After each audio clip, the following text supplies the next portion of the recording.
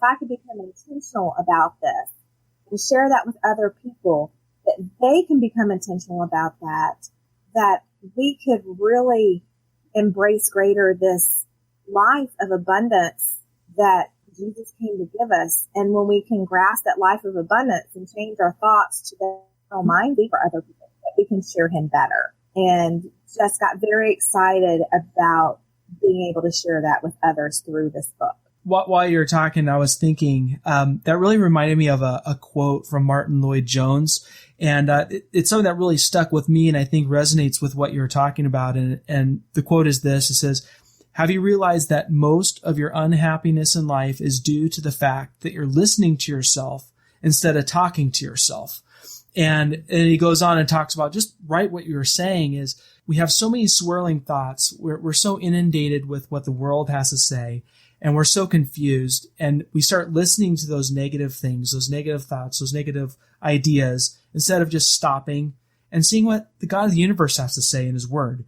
And then speaking those things to ourselves and, just taking those thoughts captive for Christ, I think is really important. So, now what inspired you to write this book? I know you mentioned it a little earlier, just in terms of some of the things that you've been through, but, walk us through what inspired you to write this book and why you feel that you are the person to write it. Right. Well, the inspiration came from a desire to just continue to share, a desire to hone in this ministry that I have and how best to share that, and to take these tools that God has taught me on how to transform my mind and share that with other people. I tell people I'm a hard learner. It seems like I have to always learn things the hard way.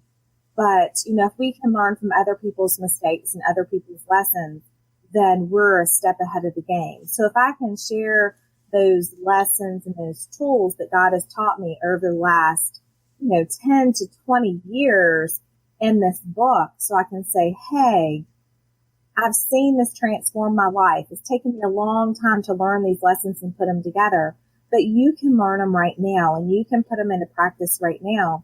And it won't have to take you as long as it did to take me. And I think that's also what helps qualify me, because I've experienced the transformation of making those choices to be intentional about my thoughts. And I've seen how they can completely change pretty much everything. The situation that I talked about, my husband and I sold our house a little over a year ago. We were very excited, bought a piece of property. We're getting ready to build. The county that we're dealing with is a little bit challenging. So here we are over a year later, and we have not started yet. We're still in the process of getting everything approved. In the meantime, our family of 6 is living with my in-laws. And so while they love us dearly and we love them dearly, that's always going to provide challenges. And I thought I was a pretty patient person until it was taking a long time to get everything together. And there was a time I was just very frustrated. I got very angry at the delays and the way things were going. And through that intense Bible study and looking into what's my ministry all about, God also showed me that it doesn't matter what my circumstances are or what other people are doing or not doing that they should or shouldn't be doing.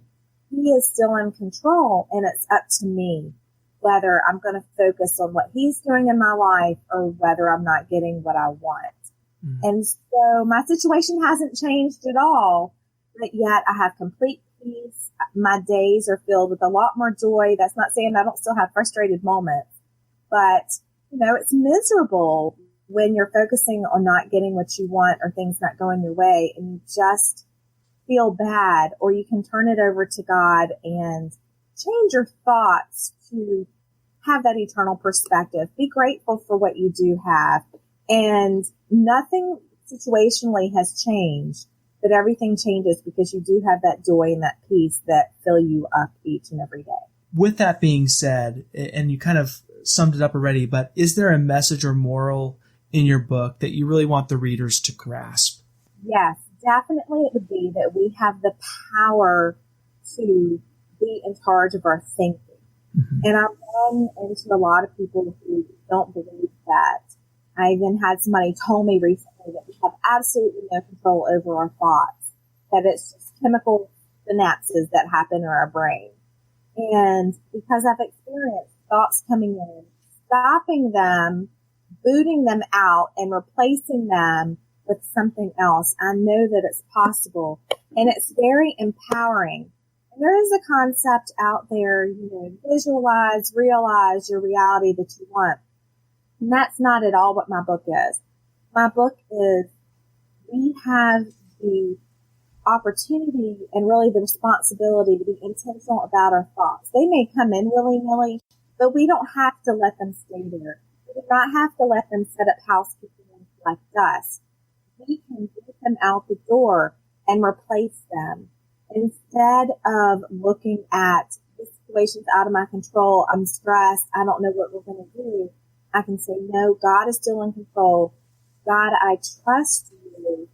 Help me to do what you want me to do today. Help me to remember that you're in control. And just that we have that ability to really change the way we think and to change our thoughts. That power is within us, and God has equipped us with numerous verses and the ability to do so. Yeah, there's so many times we can't change our circumstances sometimes, but we can definitely reframe the way we think about those situations, and definitely gives us the ability to cope better and to move through those situations better. I mean, I think that's ultimately what, in Philippians, what Paul is really trying to address with that, his whole context of that letter. People are getting persecuted. Their lives are a mess. And he's getting persecuted. He says, look, you need to look up. Don't look at your circumstances, but look up to God. And through all that, you're going to have a peace that surpasses all understanding. Tracy, any new projects do you have coming up? Well, Transformed Mind is the first in a 12-part series. So that's definitely a huge project. The book 2 is written already and comes out on June 6th via ebook on Amazon. Book 3 is in the works and will come out somewhere around the beginning of August. So definitely getting those, at least the bulk of them, written over the next 3 months is on the list. I also have a middle grade novel that I started for my middle daughter, who is 9, and got a few chapters in and then kind of sidetracked by this new series. So I promised her, now that school's over, I will go back and work on Broccoli. It's a girl called Broccoli who ends up getting nominated for running for class president, even though she's painfully shy. So I'm very excited to see how she handles that. And I also have a young adult novel that I started probably a year and a half, 2 years ago, that is kind of an end of, not necessarily end of world, but just talking about the persecution that's coming to us as believers and how we'll handle that. And really from an adolescent standpoint that I would love to dive back into. I have another nonfiction book I was working on last year called A Closer Walk, and just looking at how cultural concepts have infiltrated the church and our beliefs, and really trying to boot them out and rely solely on scripture for what we believe about ourselves, about our world, and about God. So there's several projects. People always ask me, well, how's your book coming? I'm like, well, well, you got a lot of stuff going on, so they need to understand a little bit. You got quite a busy life.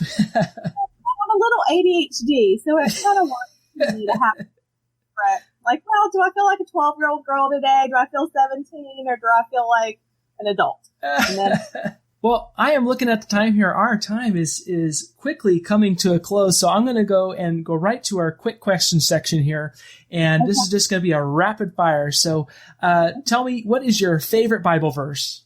Oh, and of course, the reference has slipped my mind. I know it's 1:6. I forget, it's one of Paul's letters, but it's that the God who started the work in you will finish it to completion. And I just absolutely love that verse because it reminds me that I don't have to figure it all out or get everything fixed or make myself who he created me to be. He will do that work for me. And what is the Christian book that impacted your life the most? Definitely Radical by David Platt. That book just was very impactful and made me look at the Christian life in a very different way. Yeah, that's a fantastic book. And last question, how can our listeners connect with you directly?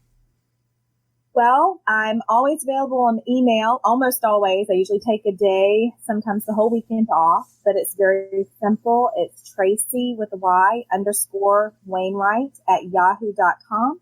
My website is very simple, and I have a contact page on there, and that's just www.tracywainwright.com. I have an author page, Tracy Wainwright author page on Facebook. I'm on both Instagram and Twitter at Tracy Wrights, 4 him. And I'm on Google Plus as Tracy Wainwright. I am Tracy Wainwright on Pinterest. And are there any? I think those are all the social medias that I have broached. Awesome. Well, we'll go ahead and have all those links on the show note page for this episode. Thank you so much for being on the show. It's so awesome to have you here. Thank you so much. It's been an absolute pleasure. Everyone, you have been listening to Tracy Wainwright, and I'm your host, Matt Irons. Again, if you like the notes for today's show and the links to connect with Tracy, go to CrossCenteredBooks.com and click the podcast link and type in Tracy's name in the search bar, and all that information will populate for you. Thank you so much for listening to the Cross-Centered Books podcast, and we'll catch you next time. Thank you so much. Thank you for listening to the Cross-Centered Books podcast, where we talk about Christian books and connect readers to authors and authors to readers. If you want the show notes or get discount and free Christian ebooks, visit us at CrossCentered.